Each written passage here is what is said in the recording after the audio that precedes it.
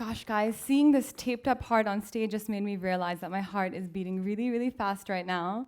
But I'm not here to talk about my heart. I'm here to talk about the heart of this nation and all of your hearts. I am here to talk about a revolution. This is not the IT revolution, which Bangalore is so famous for, nor is it the economic growth revolution, which this country is so famous for. I'm going to speak to you about a love revolution, which is lurking silently underneath both of these. For the past year, to research my new book, I have been traversing this country from Shillong to Kochi, from Bangalore to Bombay, speaking to hundreds of people who make up the great Indian middle class.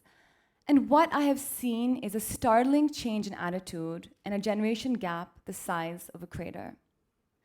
The first thing to explode with this generation gap is the concept of the Indian arranged marriage. This small switch from arranged marriage to love marriage actually means a whole deal.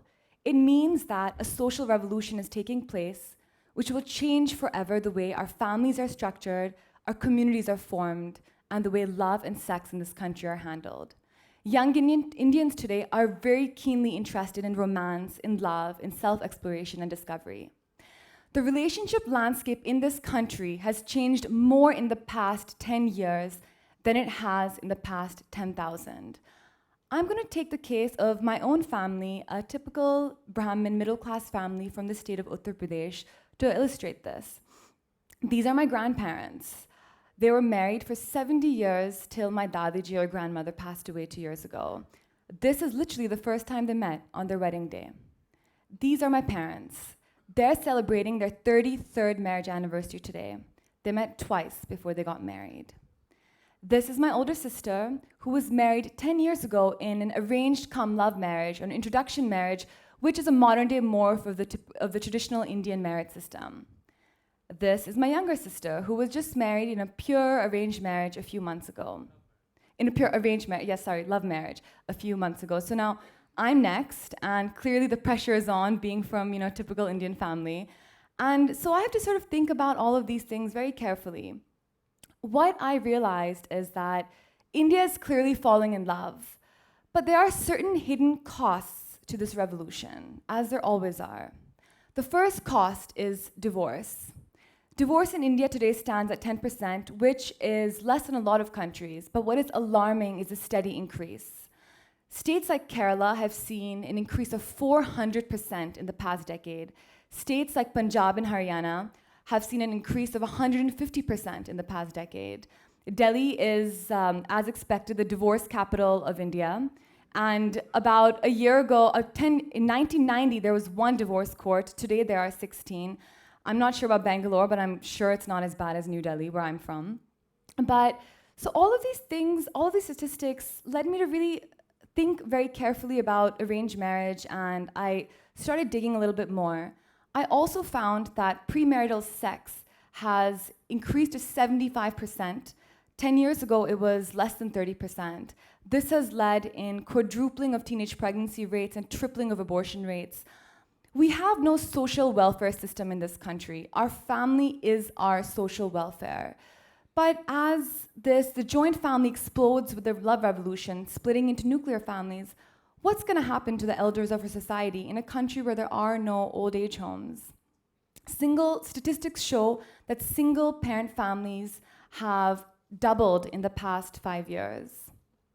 Clearly, I realized that this is a fascinating subject, and I began running more tests. I studied about 5,000 cases of divorce, and what I found was fascinating. 70% of these divorces were initiated in love marriage. My grandfather, always a stickler for tradition, used to say that if two people fall in love and get married, then what stops them from falling out of love and breaking the marriage? And breaking the marriage means breaking up the family. Arranged marriage, on the other hand, was a concept that I'd always thought was really old-fashioned, archaic, and to be honestly, really quite regressive. But after seeing the statistics, I began reconsidering. Arranged marriage is a union between not just two people, but between two families. It is based on a sense of communal trust, commitment, and duty. I'm going to end with a short analogy to help you think about it a little bit better. I'm going to relate all of this to the stock market. So love marriage is sort of like a stock, it's a little bit volatile. It can go up, it can go down, it can just go bust. And on the other hand, arranged marriage is a little bit like a bond. You sort of form a bond between two families, between two people. It's less volatile, surely, and perhaps has less reward than a stock, but it's really something to think about. I consider myself to be a modern cosmopolitan woman, and as sort of the pressure goes, as I told you, and the rest of my family is married, including my younger sister, and you know what that means for an Indian family. But as the pressure on me sort of goes on, I ask myself, what do I really want? I say that I want a little bit of tradition. I want to preserve the gems of wisdom that have come down, and I also want a little bit of love. So what arranged marriage has made me realize that maybe, just maybe, you don't need to kiss too many frogs to find your prince. Thank you.